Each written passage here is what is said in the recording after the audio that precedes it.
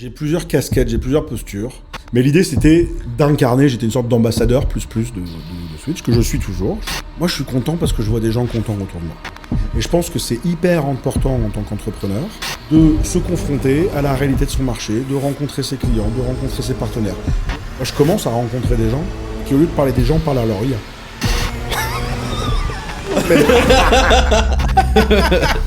Ouais, mais là, ça devient chelou en vrai.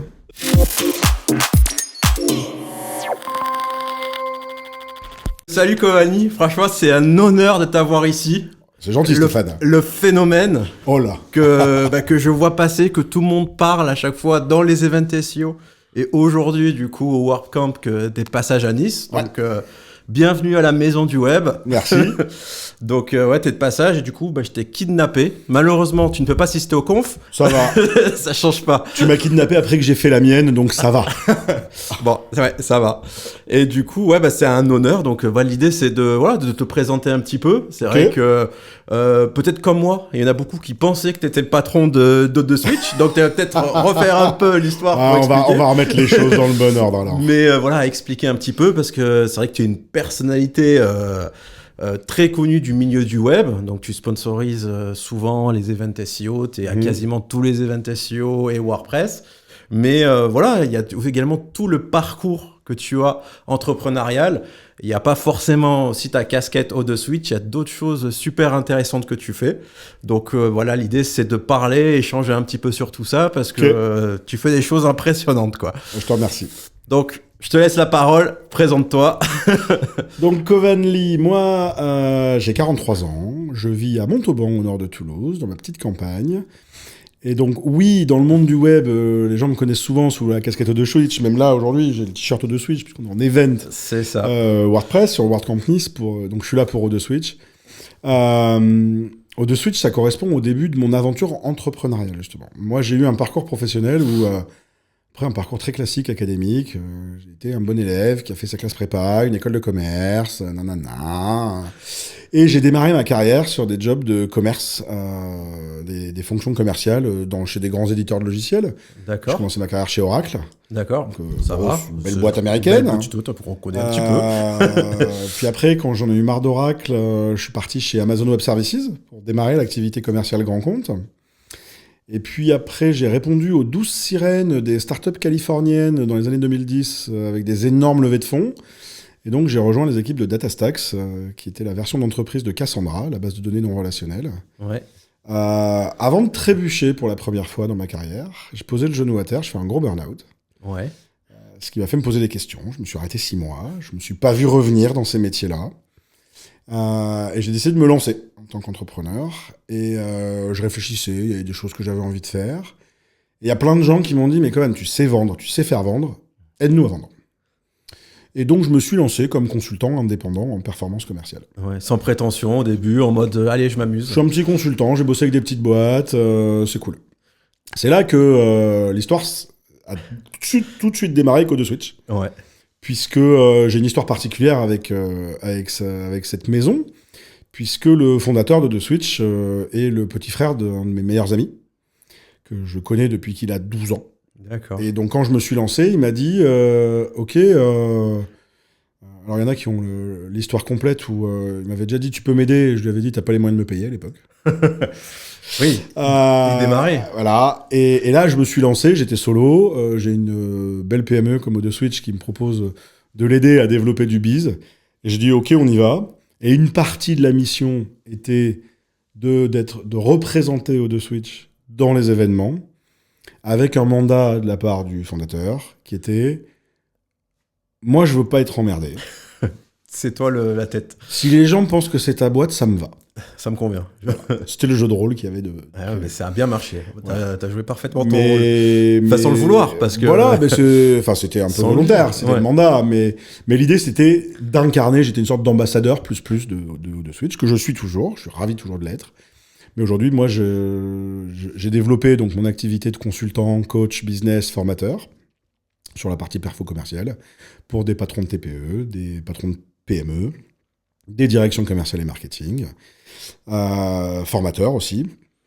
Et puis après, moi, l'entrepreneuriat solo, j'y ai trouvé des limites. Et donc, je me suis marié. Il y a 4 ans maintenant, je me suis associé. Dans ce qu'on dit dans l'entrepreneuriat, il faut jamais faire, c'est hyper dangereux. Donc je suis à 50-50 avec mon associé, avec Arnaud. D'accord. On avance sur notre petit bout de chemin, sur de l'accompagnement individuel et collectif. Puisque là, notre dernier bébé, qu'on a co-créé aussi avec Claire, une 3e Laronne, c'est nos groupes mastermind, dont je parle beaucoup sur mon LinkedIn, etc. Des groupes d'entraide de dirigeants, qui là vont nous faire un peu changer d'optique, parce que là, c'est plus nous qui allons seulement accompagner, puisqu'on veut développer aussi ces groupes d'entraide de dirigeants à l'échelle nationale en licence de marque. Ah, c'est bien ça. Voilà, donc ça fait plein de sujets à traiter. Ouais, non, mais c'est incroyable, hein, parce que, oui, en tant que commercial, t'es ultra à l'aise, n'importe qui te connaît, tu respires la joie de vivre, tu parles avec les gens, et c'est vrai que dans le milieu entrepreneurial, des fois, tu es un peu limité, etc. Et juste avant, j'ai fait une interview avec Alex de WP Marmite. Tout à fait. Et qui m'a dit, je suis trop content. J'ai parlé, alors je sais pas ce que tu lui as dit, hein, mais j'ai parlé avec Vanny, il m'a débloqué sur plein de trucs. Et comme quoi, le web, c'est bien, mais voir les gens en vrai, les événements, ça fait toute la différence parce que tu l'as débloqué. Je lui avais proposé de venir faire le podcast, il hésitait un petit peu et si je suis chaud. Je lui ai juste dit, tu serais tellement con de pas y aller. Non, mais en plus, on a kiffé, on avait des sujets Alex, super intéressants. Super intéressant comme bonhomme. Et puis c'est qu'il est tellement humble. Je lui ai dit, mais je suis d'accord.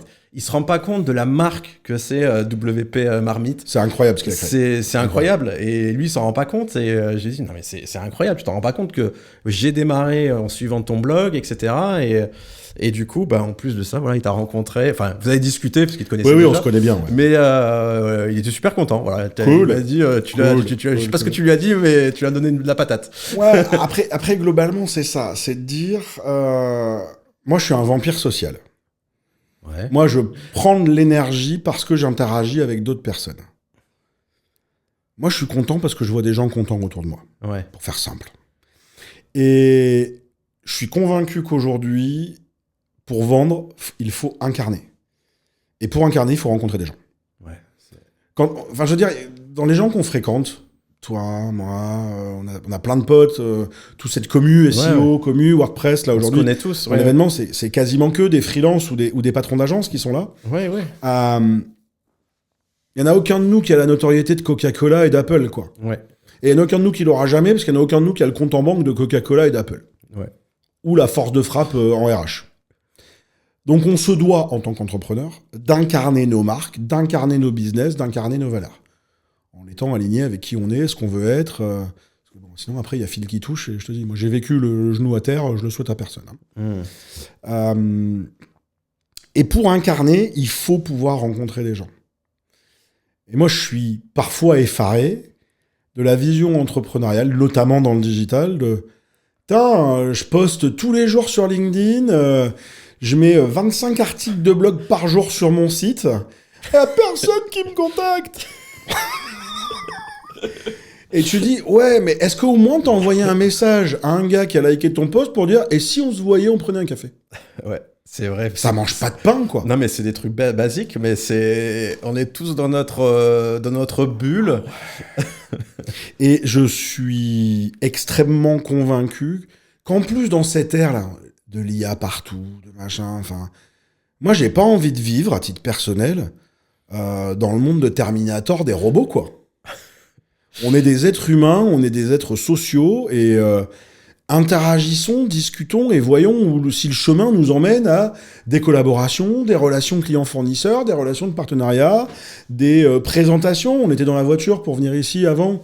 T'as entendu? Il y a un mec qui m'a appelé, je vous appelle de la part de quelqu'un qui vous a découvert, et j'aimerais bien qu'on se voit. Et tout de suite, je lui dis, ok, je t'envoie un message, et on se voit sur Toulouse, on prend un café. C'est incroyable, ouais. Et je pense que, à part les vrais business de masse, pur e-commerce, quand je vends des choses, et même encore, il faut aussi avoir son écosystème qu'on peut rencontrer des fois. O2Switch, la stratégie qu'on a prise, nous, on ne va signer des clients que parce que les gens vont sur o2switch.fr, mettent leur CB et achètent un hébergement. Ouais. Ok ? Très bien. Ça fait 10 ans qu'on fait... Ouais, je pense que je fais partie des gens qui ont fait le plus d'events SEO et WordPress sur les 10 dernières années. Oui, je pense que c'était le numéro 1. Voilà, ça fait partie de mon taf. Mais tous, là je vois aujourd'hui, j'ai 30 personnes au moins avec qui j'ai discuté que j'ai jamais vu ni d'Ève ni d'Adam. Ouais. Bonjour, est-ce que je peux te prendre un mug? Parce qu'on a toujours des mugs cool. Ouais. Il n'y a pas que des mugs, hein. C'est le stand. Alors, c'est Jiffy chez nous. Mais en mode quali. C'est Jiffy, le gant de cuisine, le cahier. Mais les gens ils disent. La plage, parce qu'on est à Nice, les ballons. C'est vrai. Est-ce que je peux te prendre un goodie là et tout? Parce que je suis client et franchement, je suis super content d'être client. Bah ouais. Et j'avais envie de te le dire. Mais rien que ça, c'est hyper riche dans la relation client, incroyable. Tu vois. Bah oui. Et donc le fait d'être présent, de répéter cet effort, honnêtement, à chaque fois quasiment en event, il y a des gens qui me disent mais est-ce que c'est rentable de faire de l'événementiel? Pour un modèle économique de masse avec des contrats qui sont pas très chers, puisque nous ça va de 70 à 500 balles par an un contrat de Switch, la réponse est non. Si tous les participants du World Camp Nice aujourd'hui prennent un abo pour héberger des sites chez nous, ça ne compense pas le coût qu'on a d'être présent sur le salon. Ouais, okay. Si je prends tous les coûts, les goodies, le temps de déplacement, le sponsoring, etc.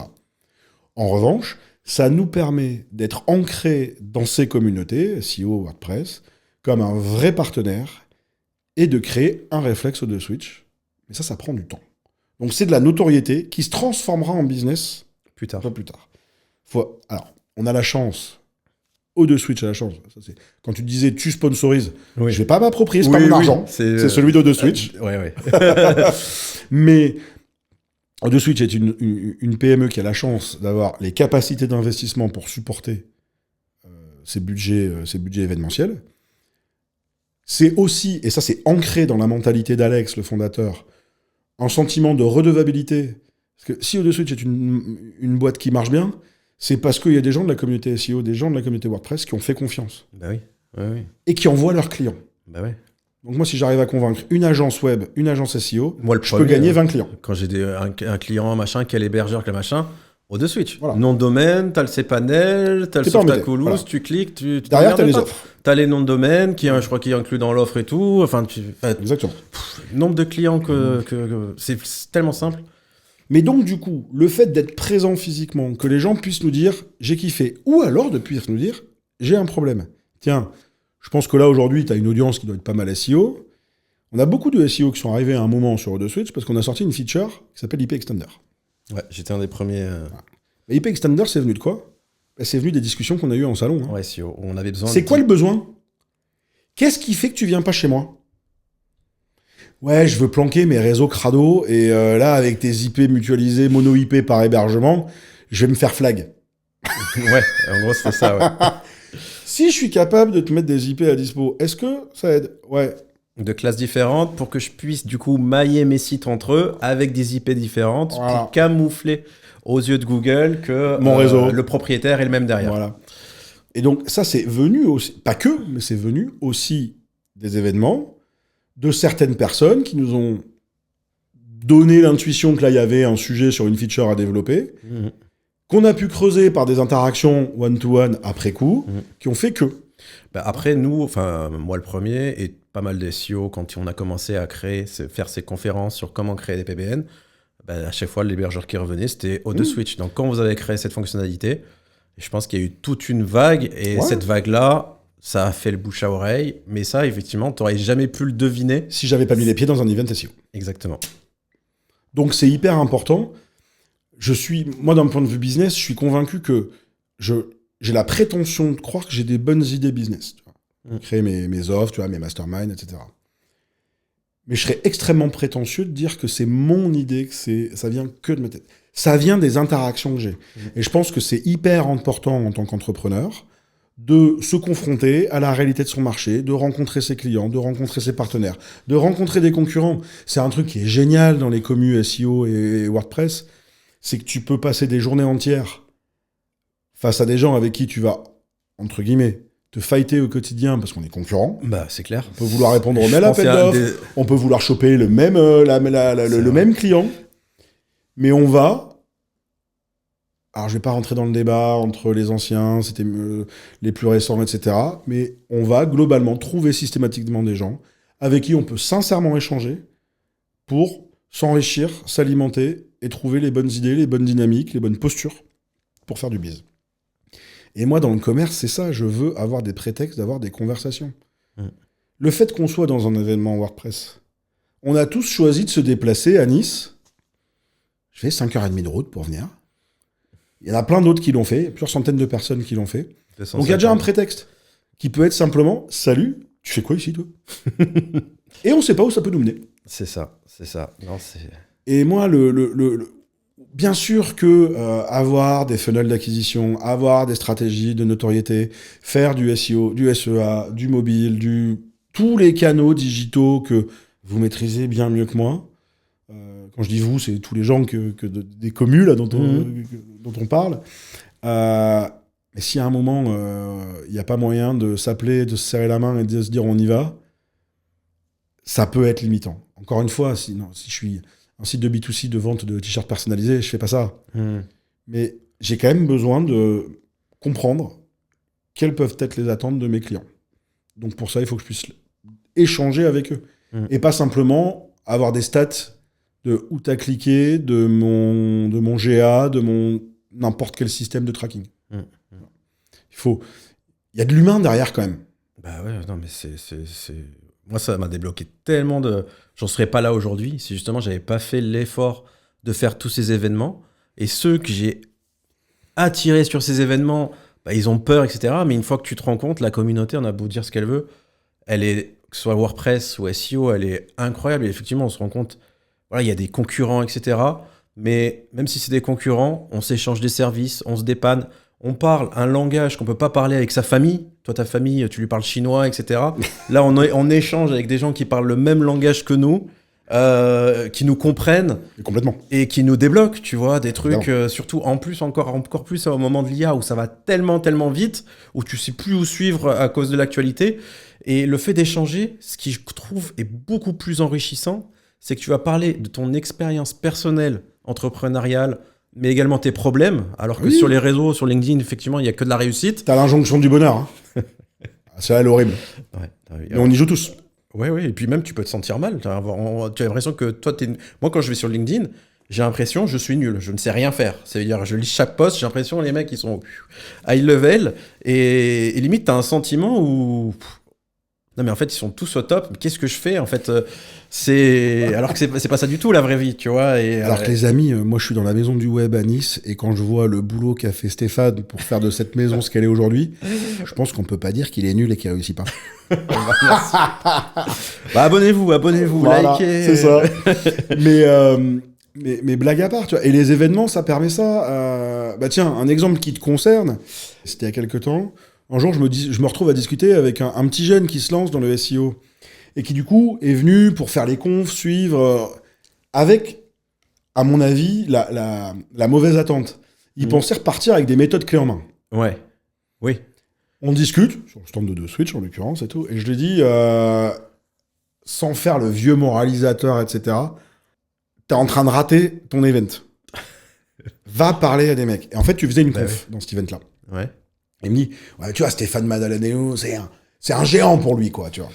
Non, mais je pense que tu as quand même conscience de comment t'es perçu, et ta réaction extrêmement humble t'honore, mais bon, tu as du succès dans tes bises, tu as monté plusieurs bises, voilà. Ça peut être inspirant pour plein de gens. Et moi, j'ai dit à ce gamin, je lui ai dit, bah, surtout, pourquoi t'es pas encore allé lui parler à Stéphane, en fait. Vous êtes dans le même event, dans la même salle, en train de manger le même buffet et boire les mêmes canons. Et je lui dis, vas-y, va le voir. Il me dit, non mais... Je lui ai même dit, tu veux que je t'aille te le présenter? Tu sais, Stéphane, c'est un mec, hein, il va pisser comme toi et moi. Hein. non mais, à tous les niveaux, on peut se faire des montagnes de pas grand-chose. Mais... non mais tu vois, on peut se faire des montagnes de pas grand-chose, comment on est perçu, etc. Tu vois. Et ce qui est intéressant dans ces communautés en ligne, et moi j'adorerais pour, tu vois, dans mon business de consulting, de formation, de coaching, je travaille avec plein d'autres secteurs d'activité, et il n'y en a pas tant que ça qui fonctionnent en mode communauté comme ça, justement. Et c'est ultra riche. Ouais, c'est trop riche. Ouais. Tu vois. Alors oui, il y a eu des choses différentes dans le passé, oui, ce sera différent demain, il y a des attentes qui changent en fonction des gens, des générations, de plein de critères. Ok. Mais globalement, c'est une zone d'échange. Et c'est quand même tellement cool d'avoir cette zone-là en tant qu'entrepreneur, parce que notre quotidien à tous, quel que soit le statut qu'on a, du freelance qui démarre, qui a fait 8 000 € de chiffre d'affaires, au patron d'agence multimillionnaire qui a des dizaines de salariés, on est constamment, tous les jours, face au fait de devoir décider sur plein de sujets sur lesquels on a rarement complètement la maîtrise, et c'est flippant. C'est vrai. Et si je peux dire, je passe un coup de fil à mon pote Stéphane en disant, il me semble que tu as de l'expérience sur ce sujet-là et tout, j'aimerais confronter ton point de vue au mien, là j'ai une décision à prendre, je veux juste me donner un maximum de chances que ce soit la bonne, c'est cool. Non, mais c'est sûr, hein. Puis même moi, voilà, c'est... Bon, je t'avais vu à plusieurs events, et même moi, je t'étais pas venu te parler parce que j'ai eu peur. C'est après, à force de te voir, de te revoir, etc. Mais je pense que c'est peut-être au 4e ou au 5e event. À force de voir ta tête, au bout d'un moment, on se retrouve parce qu'on change de place, etc. Croit, bien sûr. Mais voilà, on se connaissait. Enfin, moi, je te connaissais, etc. Mais on n'avait pas forcément échangé. Et en fait, moi le premier. Et puis maintenant, ça va beaucoup mieux. Mais c'est clair que c'est perdu. C'est perdu. Mais c'est un... Tout le talent individuel ne peut que s'amplifier s'il s'intègre dans un écosystème. Voilà. C'est un peu pompeux comme phrase. Mais franchement, s'il y a une personne dans l'audience là qui est capable de me dire « Moi, j'ai réussi tout seul, par moi-même, sans l'aide de personne », je veux bien qu'on discute, je veux bien comprendre. Parce que pour moi, c'est une anomalie. Bah ouais, c'est pareil. C'est pour ça que je dis... On a tous des gens à remercier dans nos business. Tous. Tu peux pas tout faire tout seul. C'est même déjà une entreprise, voilà, là, les entreprises que j'ai à chaque fois des associés qui sont super, excellents. Effectivement, il faut savoir trouver les bons. Il peut y avoir des hauts, il peut y avoir des bas, etc. Et on a le droit de se planter aussi. On a l'habitude de dire aussi que seul, tu peux aller plus vite au début, mais qu'ensemble, tu vas plus loin. Clairement. Et puis même quelqu'un peut réussir en solo, mais c'est forcément peut-être qu'il y a quelqu'un qui a parlé de lui parce qu'il a rencontré en vrai. C'est sûr, tu peux pas réussir tout seul. Et dans le business, c'est quelque chose d'obligatoire. Tu es obligé, si tu veux dépasser ce fameux plafond de verre, de prendre l'initiative de rencontrer, de parler à des gens pour te motiver. Et puis même les clients, on a des gros clients, des gens qui nous ont vus en effet en podcast, mais des gens également qui m'ont vu peut-être en conférence, en event. Et tu as toujours plus confiance à une personne que tu as vu en réel, que c'est humain. C'est l'humain, le bonheur, c'est fait pour échanger, c'est fait pour parler. Ouais. Donc, on parle comme des bisounours, Stéphane, mais c'est très vrai. Ouais. Franchement, à un moment, cet aspect relationnel, que ce soit en événement, que ce soit ailleurs, pour moi, ça ne peut marcher qu'à un moment si on se rencontre, et notamment physiquement. Parce qu'aujourd'hui, tu pourrais dire, ouais, ça va, je passe un coup de fil, je fais une visio, je fais un FaceTime, je fais ce que tu veux. Je pense savoir être efficace dans les relations en distanciel. Mais je trouve que la différence, c'est que quand tu es en distanciel, quand tu fais une visio avec des gens, que ce soit en one-to-one ou avec un groupe, tu n'es que dans un temps formel d'échange. Quand on se voit, là, regarde, on arrive à la maison du web, on arrive, on discute, tu me fais visiter, tu me proposes un café et tout, avant de se poser là sur ce temps formel d'échange. Mais ce temps informel, il a autant de valeur dans la construction de la relation, en fait. Et celui-là, il peut exister que si on est physiquement côte à côte. C'est clair. Tu vois. Et quand on va chez un client, qu'on va à la machine à café, qu'on traverse des bureaux, on vit pas la même chose que quand on est, visio, je vois le visage, le haut du corps. Une fois que c'est fini, tu coupes. Moi, je dis commercialement à tous mes clients en disant... qui vont me dire des fois, mais j'ai pas besoin d'y aller. Visio, mais non, c'est moderne. J'ai dit, mais t'as peut-être pas besoin, mais ça vous fera à tous les deux du bien dans la relation. Et dans cette notion de capitaliser dans le temps sur la relation, comment, tu vois, dans tous les paradigmes du commerce, de comment je transforme un client en ambassadeur qui me recommande, etc. Mon expérience personnelle, alors j'ai pas la prétention d'avoir une vérité absolue là-dessus, mais me fait dire que si j'ai eu des temps informels d'échange, et donc en présentiel, avec ce client, j'ai plus de chances qu'il atteigne ce niveau de confiance qui lui permette de me recommander. Et je pense qu'il faut, quand on le peut, encore une fois, il y a des business, je l'entends, qui vont pas pouvoir, quand on fait du business de masse, etc., mais quand on peut, quand on est prestataire de service, on se voit, je pense que ça a vraiment de la valeur. Et je me permets une remarque par rapport à on parlait de l'ère de l'IA, etc. Moi, je commence à rencontrer des gens et qui, au lieu de parler des gens, parlent à leur IA. Ouais, ça m'arrive aussi. Mais ça, c'est une zone méga dangereuse quand même. Ouais, Et moi, je le fais aussi. Ouais, je sais, t'es contre tout ça, contre le Terminator, etc. Mais moi, j'utilise l'IA tous les Ouais. jours aussi. Mais il y a des fois, je me dis, mais pourquoi j'en parle pas à quelqu'un, en fait, tu vois? Ouais. À quel moment je devrais faire confiance? Alors, ils lui ont donné un joli prénom à Claude, quoi, mais Claude, c'est une machine quand même. Ouais. C'est pas une personne. Ouais, bah ouais. Alors, des fois, tu peux l'insulter. Alors, il est challengeant, etc. Ouais, Ouais. mais là, ça devient chelou, en vrai. Hein. Bah, ça m'arrive des fois. Ah ouais, mais pareil, je peux être coupable. Ouais. Mais en vrai, c'est bizarre. Ouais, c'est bizarre. C'est vrai que un tu prends des comportement social bizarre. Ouais.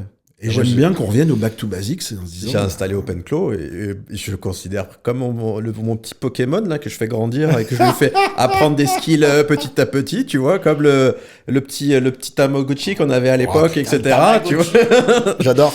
Et tu lui fais apprendre et tu lui mets des... Tu dis, ah, et tout, là, t'as mis 2 fois la même image et tout. Tu t'es trompé dans la géolocalisation. Ah, excuse-moi. Ouais, mais tu regardes Et, l'exemple que tu donnes. C'est sur des choses très factuelles, des tâches. Ouais. Mais sur de la vraie réflexion, on reprend notre posture entrepreneur, on veut monter des business, on veut développer nos business, etc. Là, en vrai, tu peux te dire, ouais, ok, je peux challenger Claude, donne-moi des données de marché, tiens, je vais aller sur Perplexity pour récupérer des données de marché, tiens, Gemini, il est meilleur pour ça. Enfin, il y a des gens bien plus spécialistes des IA que moi. Moi, j'essaye de me dépatouiller comme je peux sur ces outils-là. Mais à un moment, quand on dit, tiens, je pourrais l'utiliser, je vois plein de trucs, pour faire votre ICP, votre persona, simuler de la relation client, l'IA, c'est génial, etc. Mais en quoi c'est difficile d'appeler quelqu'un en disant, et si je te proposais quelque chose, tu réagirais comment? Pour tester une offre. Mais ça peut être difficile, tu sais. Adrien, donc mon associé que tu as rencontré tout à l'heure, dit que j'ai un super pouvoir, c'est décrocher le téléphone pour appeler quelqu'un. Il a énormément de mal à appeler les gens, mais pour des tâches à la con. Tu vois, ça peut être pour appeler un comptable, pour résilier un truc, etc. Toi, tu es à l'aise là-dessus. Ok. Mais Adrien, c'est une des personnes les plus brillantes que je connaisse, des plus cultivées que je connaisse. Ça, pourtant, il trouve que c'est un super pouvoir de pouvoir décrocher le téléphone pour demander quelque chose. C'est quelque chose qui n'y arrive pas. Et justement, je suis pas coach du tout, mais je fais, allez, vas-y, tu vois, et de temps en temps, je le challenge un peu dessus. Mais pour certaines personnes, c'est vraiment quelque chose de difficile, tu vois. Et ils ont besoin peut-être d'être coachés, d'avoir cette source de motivation. Et à force de voir que finalement, c'est pas grand-chose, c'est là où tu débloques petit à petit. Alors, il y a certainement plein de raisons qui peuvent faire qu'on a cette peur. Une peur, elle a plein de causes, elle a plein de racines. Je ne vais pas faire de la psychologie de comptoir, mais c'est une réalité.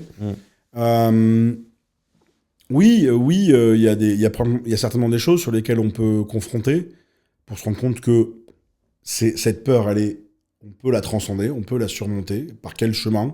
C'est assez personnel à chacun. Après, il y a une réalité très expérientielle au final, c'est de dire, force-toi un peu, 2, 3 fois, ok, je vais essayer, et vois le résultat. Et quand tu te rends compte qu'en fait, c'est pas si dur, la première fois, c'est hyper dur. La deuxième fois, ça pique. La troisième fois, ça pique un peu moins. Et peut-être qu'à la 4, 5, 6, 7, 10e fois, ça commence à rentrer. Dans les peurs, il y en a une que je rencontre souvent avec mes clients, c'est la peur de se planter. Quand tu es au téléphone en live, notamment dans une activité commerciale, tu vois, avec un prospect, on peut avoir l'impression, si je dis une connerie, c'est rédhibitoire. Tu vois. J'ai pas le droit à l'erreur. Le principe du droit à l'erreur, il est pas évident. Même en live, même au téléphone, tu vois, on a tous les deux fait des confs assez souvent, etc. Même en conf, en vrai, on a le droit à l'erreur. Oula, je suis mal parti, excusez-moi. Je reviens en arrière, je voudrais reprendre ce que je vous ai dit, je n'ai pas été assez précis, je me suis trompé, je vous prie de m'excuser, je reprends. Nous sommes tous des êtres humains faillibles. Et puis c'est ce qu'aiment les personnes. Ils aiment un peu le sentiment humain. Et c'est bien de temps en temps d'avoir de la sincérité et pas cette injonction de perfection là, de LinkedIn, Insta et compagnie là. Ouais, et puis quand tu regardes même en parlant de LinkedIn, ce qui marche, les posts aussi, c'est aussi les échecs, expliquer les échecs. Et les gens aiment voir ça, ils en ont marre de voir tout le temps de la réussite. C'est bien aussi de partager ces échecs parce que ça permet également que tes clients se mettent à ta place et C'est pas très grave. C'est pas que... Voilà, ce que j'aime bien voir, c'est le moment de baisse, mais surtout après voir comment tu te rattrapes, etc. Mais tu peux pas toujours être dans le positif. Non. C'est pas possible. C'est vachement bien qu'on ait cette discussion, que ça me fait rappeler que je n'ai pas recontacté via LinkedIn un de mes contacts à Toulouse, où on a tous les deux envie d'organiser des événements, des soirées, des after-work, sur le fait de partager un plantage. C'est un truc qu'on a dans la tête depuis un moment, là, il faut que je le rappelle, là, Jean-Yves.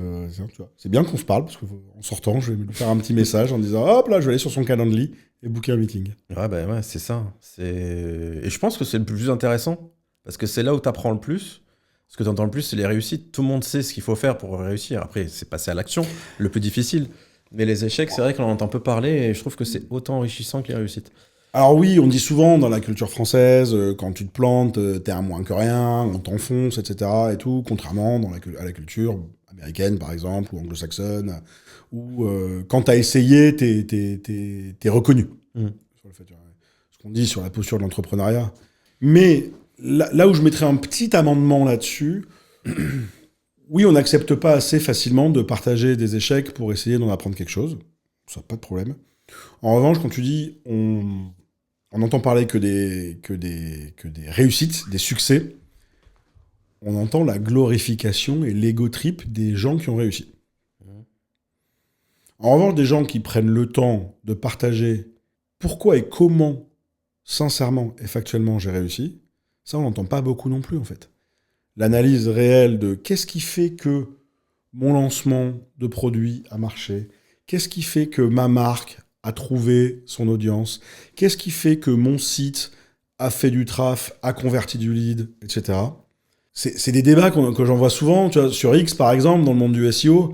Ouais, vous mettez vos photos vos captures d'écran de courbe, mais en fait, je m'en fous du résultat. Ce qui m'intéresse, c'est le comment. Comment tu as réussi à faire ça ? Et qu'est-ce que tu acceptes de partager ? Je peux entendre que te dire, je vais peut-être pas tout te donner non plus, parce que c'est ton business, tu vois. Mais se dire, il y a peut-être quand même des fondamentaux qui sont partageables avec d'autres, peut-être pas en public, mais peut-être avec certaines personnes de confiance. Et quand on dit on partage les réussites et pas les échecs, on partage la gloire de la réussite. Ouais. Mais on partage pas forcément l'analyse de la réussite. Et d'où on revient au fait de rencontrer les gens en vrai, c'est là où tu vas justement entendre ces histoires. Parce que les gens vont pas raconter ça en public. Et c'est dans les petits comités, en soirée, peut-être quand t'as un peu trop bu, sur certains trucs. Toi aussi, tu défends l'alcoolothérapie ? Je pensais avoir l'exclu. Non, mais voilà, c'est là où tu t'entends parler. Effectivement, les gens vont pas parler forcément de certains sujets. Et c'est là où c'est enrichissant. C'est que c'est là où tu écoutes ces fameuses histoires que tu écouterais pas. Alors, tu peux les écouter, mais souvent, c'est pour vendre de la formation... les vendeurs de rêves. Il y a une intention c'est ça. Qui est pas gratuite derrière. Ouais, c'est ça. Et alors que quand tu rencontres les gens en vrai, t'as quand même la sincérité qui prime. Donc, Ah oui, parce que si quand tu rencontres quelqu'un, tout de suite le mec essaye de te la mettre à l'envers, tout de suite, etc., tu dis, bon, ok, cette personne-là est un ou une sociopathe, donc je ne veux plus interagir avec, et tout va bien. Tu vois, ça arrive. Hein. Le but, c'est pas... encore une fois, c'est pas d'être des bisounours, c'est de dire... je veux être le meilleur ami de tout le monde, je veux être aimé de tout le monde. Ça aussi, c'est un truc, attention. Hein, moi, le but, c'est pas d'être aimé, c'est de dire... Tu peux pas. Je peux échanger sincèrement avec quelqu'un sans qu'il y ait une relation émotionnelle très engagée. C'est pas grave. Et ce qui n'empêchera pas la sincérité de l'échange entre nous. Ok. La vie est belle. Si après, en plus, ça permet de tisser un lien émotionnel avec la personne, trop cool. Tu vois, il y a un mec que tu connais très bien dans le monde du SEO, que moi j'ai rencontré dans les events SEO, pour 7 ans plus tard finir témoin de son mariage. Hein. Pareil. Donc la relation, elle s'est construite dans le temps. Ah bah oui. Mais si c'était pas allé jusque-là, c'est pas grave non plus. Ouais, c'est pas grave. Je suis fier, heureux de pouvoir dire que je peux compter sur cette personne comme un ami, très cher. Mais si ça avait été autrement, c'était pas grave non plus, quoi. Et du coup, quelqu'un qui vient te voir, c'est quoi ? Il explique son business. Toi, tu essaies de prendre du recul par rapport à ton expérience. Comment tu fonctionnes, en fait ? Ça marche, c'est... Alors, comment je fonctionne ? Moi, j'ai plusieurs casquettes, j'ai plusieurs postures. Coach, consultant, formateur, facilitateur. Ça va être mes 4 casquettes principales. Et donc, pour savoir laquelle je dois mettre, ou lesquelles je vais devoir mettre, le point de départ, c'est toujours de faire exprimer à une personne en face de moi son fameux pain, son point de douleur, le questionnement. Moi, j'aime bien dire, qu'est-ce qui t'empêche de t'endormir le soir? Qu'est-ce qui te réveille en pleine nuit? C'est quoi le caillou dans la chaussure? J'ai un sujet qui doit tourner autour d'une problématique business, de stratégie, d'exécution, d'organisation, de leadership, de management. J'ai une question, j'ai un doute, j'ai une interrogation. Je n'ai pas forcément un problème complètement cadré, cerné, approfondi.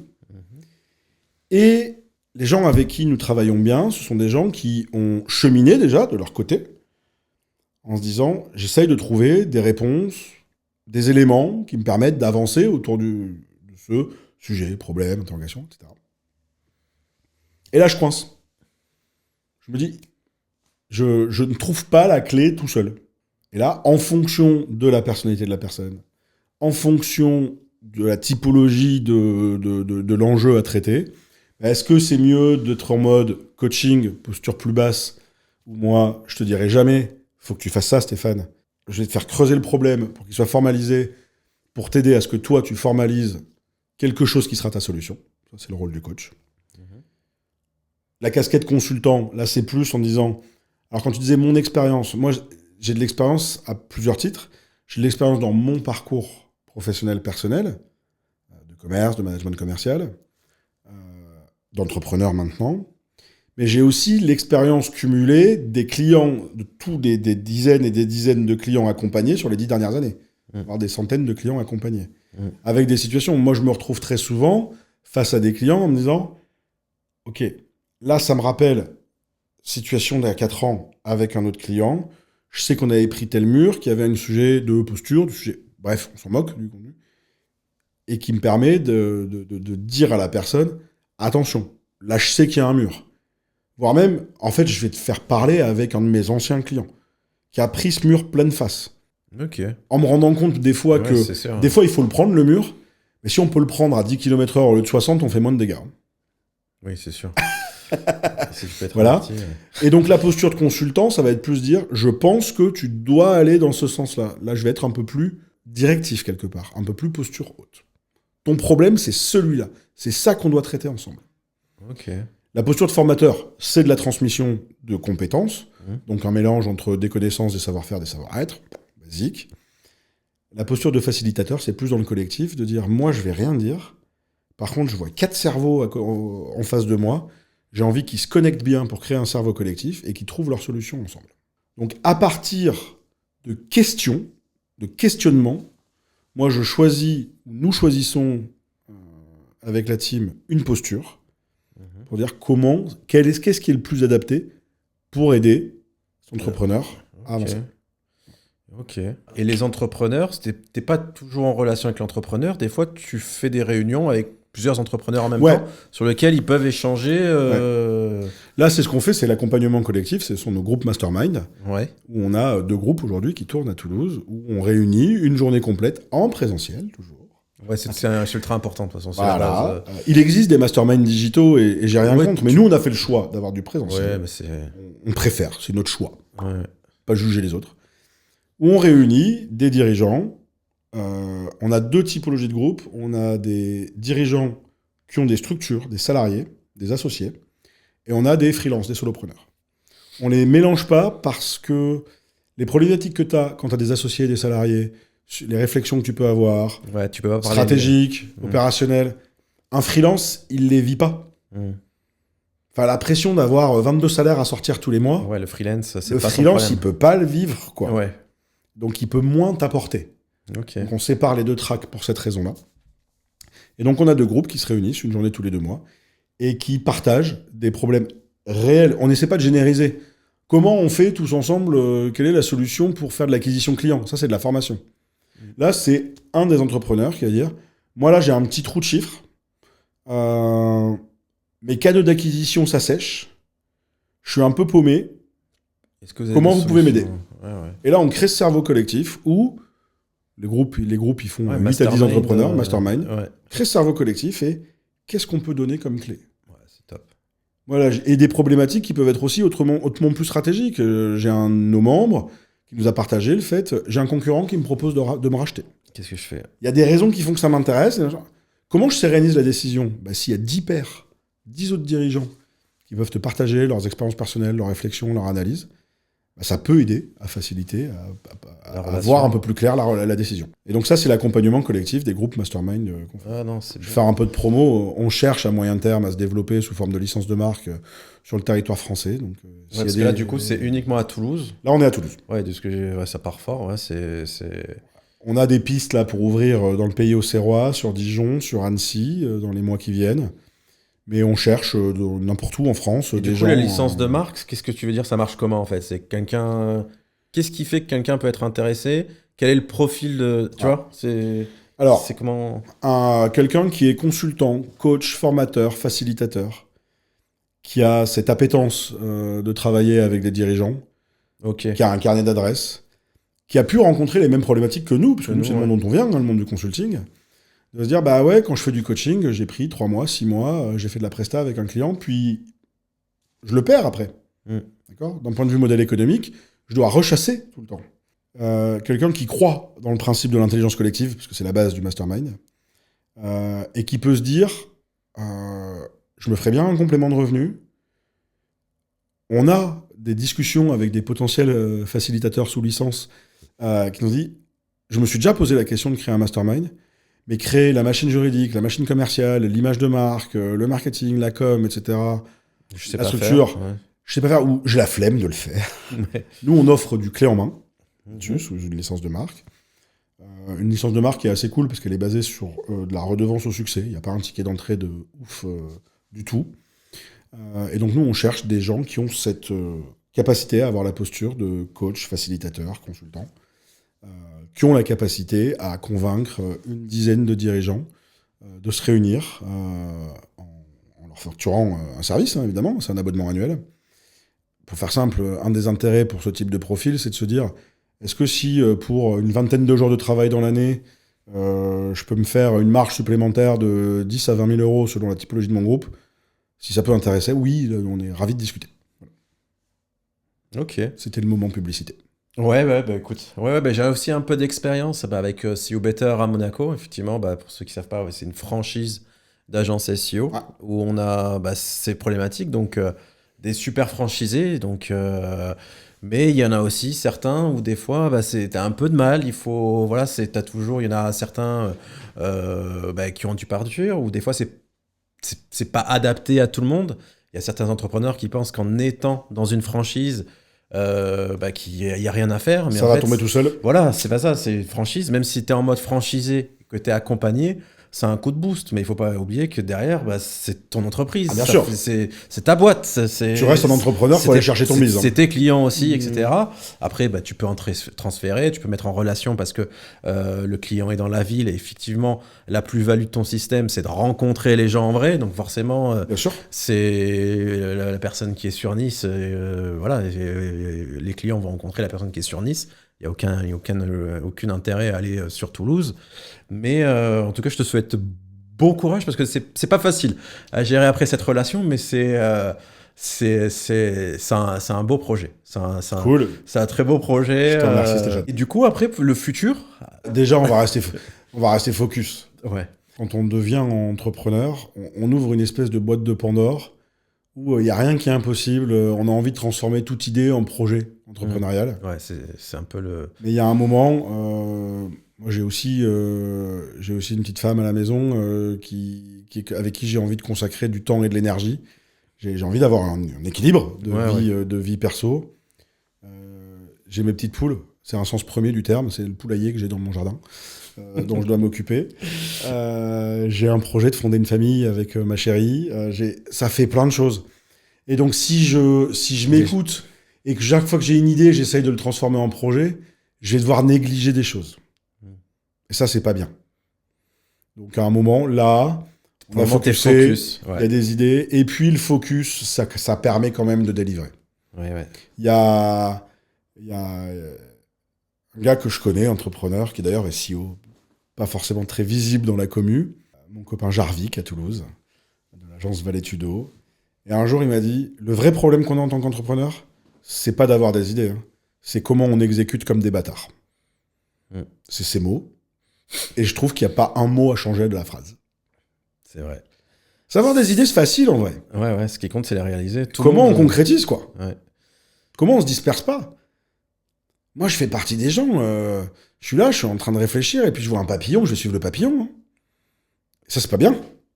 Ouais, de toute façon, c'est un peu un des syndromes de tous les entrepreneurs du web. Il y a tellement de trucs qui sortent. À chaque fois, tu as l'impression que l'herbe est plus verte ailleurs. Et encore plus dans l'univers du SEO et mon expérience, c'est que tu le sais, hein, tu as l'affiliation, tu as les thématiques à l'infini.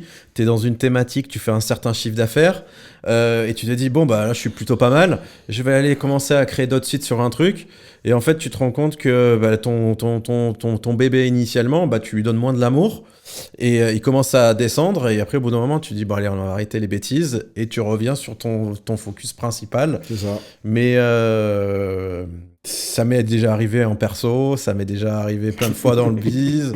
Après, donc, il y avait pour l'histoire de l'affiliation, parce que je faisais des ventes de leads mutuels, où tu as envie de partir sur plusieurs thématiques, dans la création de sites, dans les SaaS, où tu es dit, tu as envie, alors que finalement, si tu prenais peut-être plus d'énergie à développer, là où je suis pas très bon, le marketing des outils déjà existants, où il y a tout un tas de choses à faire au niveau des mailings, de la publicité sur les ads, sur Facebook, où c'est des compétences à l'étranger, parce que la majorité des outils, sauf Alloscan, qui est spécialisé dans la France, mais les autres sont tous traduits dans toutes les langues.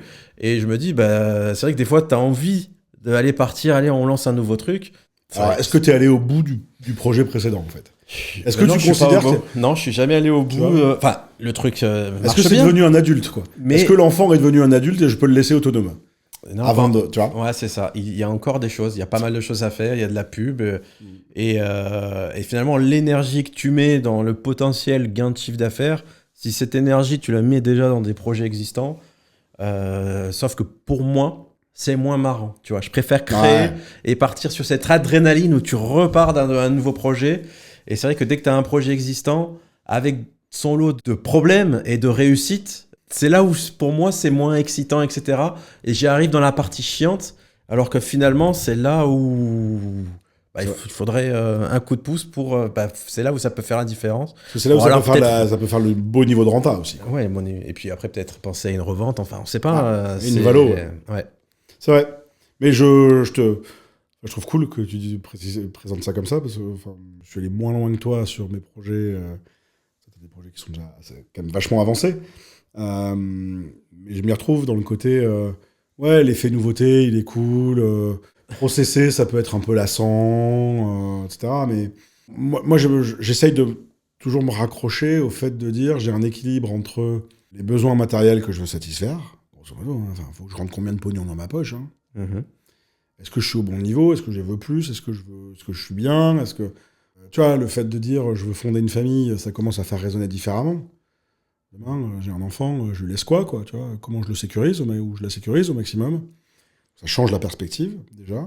Par contre, si c'est pour bosser comme un damné, pour amener même beaucoup d'argent et pas voir grandir mon gosse, si demain j'ai un gosse, à quoi ça sert, en fait? Ça ne t'intéresse pas. Ouais. Tu vois, je sais pas si tu as déjà rencontré, toi, des gens comme ça, mais dans le monde de l'entrepreneuriat, sur des gens qui sont plus âgés que nous, des gens qui ont 55, 60, 65 ans, moi j'en ai rencontré et qui disent « Ok, ouais, j'ai réussi. Ouais, j'ai bossé. Ouais. J'ai rentré grave de thunes. Par contre, mon gosse me parle plus. Ouais. Sans déconner, j'ai pas envie de vivre ça, moi. Là, on parlait de relations dans le début de la discussion. Là, on parle des relations les plus intimes et personnelles qui peuvent exister. Moi, j'accepterais absolument pas d'avoir un rejet. Tu vois? Ouais, c'est horrible. Donc, comment je trouve le bon équilibre, en fait? C'est une question. Et là encore... En discuter entre pairs, ça doit pouvoir aider. Ouais, c'est sûr. Ouais.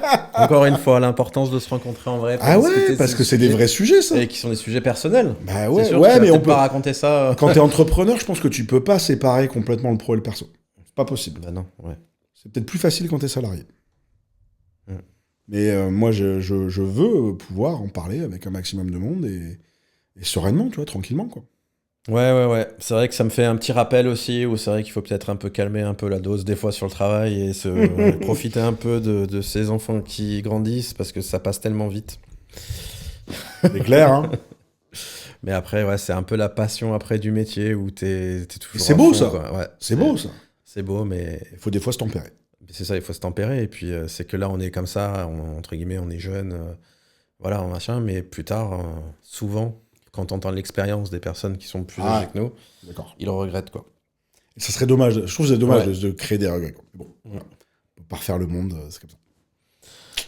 Bon, bah, c'est cool, hein. C'est cool. Bah, écoute, est-ce que t'as autre chose à rajouter? Un petit truc Franchement, non. Non, mais c'est On super a décidé intéressant. sur le pouce d'avoir cette conversation. Ouais. Elle nous a amené ça dans s'est plein fait d'endroits. En freestyle. Franchement. Rien de prévu. Je te remercie vraiment sincèrement Bah, de de rien, l'échange, moi, Stéphane. c'est à C'est chaque cool. fois qu'on a des discussions, c'est toujours super intéressant et ça donne un coup de boost et tout. Donc, Tant mieux. Bah, s'il y a quelques personnes qui peuvent écouter et à qui ça donne un coup de boost, une capacité de réflexion et tout, je suis ravi. Si à notre puis, échelle, on peut partager ça. Bah, bien sûr. C'est trop cool. Bah ouais. Donc voilà, ça me va très bien comme ça. Bon, bah nickel. Bah écoutez, merci beaucoup. Merci. Un grand merci pour le suivi. N'hésitez pas à vous abonner, à suivre. Si vous avez besoin, si vous avez des questions, il y a les champs commentaires pour poser des questions. Et puis, bah, comme vous l'avez vu, hein, il est ultra ouvert. Si vous voulez poser des questions, si vous avez une problématique, voilà. Avec plaisir. Il y a les contacts, on mettra toutes les infos, le compte. Même s'il n'est pas très réactif pour répondre aux DM de Twitter, il faudra donner le LinkedIn, ou enfin je sais pas. On verra ça. Mais voilà. Merci beaucoup et à bientôt. Ciao, ciao. Merci.